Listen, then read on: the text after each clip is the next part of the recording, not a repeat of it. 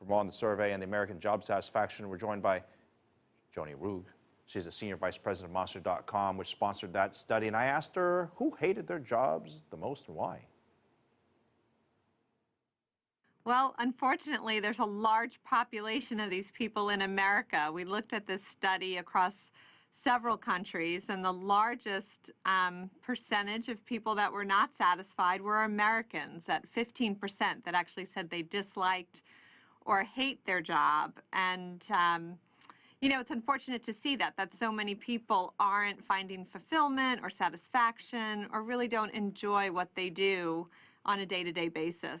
I have a chance to talk to young people at universities from time to time, and they ask about careers and things like that, and I often tell them that you should do things that you're passionate about or that you feel a sense of sort of accomplishment or responsibility, something that you really care about. But of course, not every job is going to be something you really care about.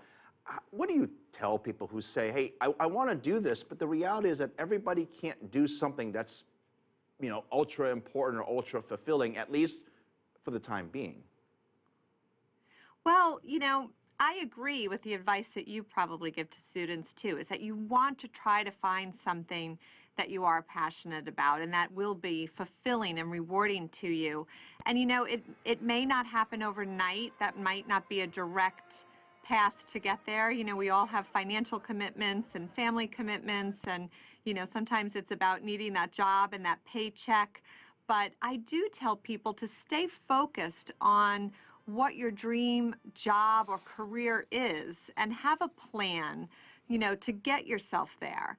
It may be things, you know, like getting additional education or training or experience, or maybe exploring more about an industry, but trying to, you know, have a plan. And even though you might not be in that industry or that career today, you need to take steps to get yourself to that dream job, and don't give up. You need to be true to yourself about that.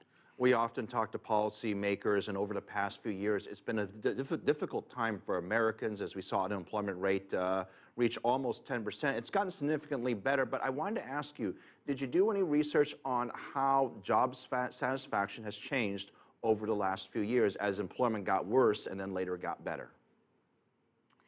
Yes, so we, you know, at Monster, we do consistently survey both the employed and also unemployed that are looking for work. And, you know, the last few years have definitely been difficult, you know, throughout the recession, you know, not just here in the U.S., but many countries have been impacted, and job satisfaction has actually declined, which is interesting. So even when unemployment is high and you would think that people are happy that they even have a job, what we tended to see was that the people that were working were doing more work, maybe for less money or with less resources. They were being asked to step up and take on more responsibility.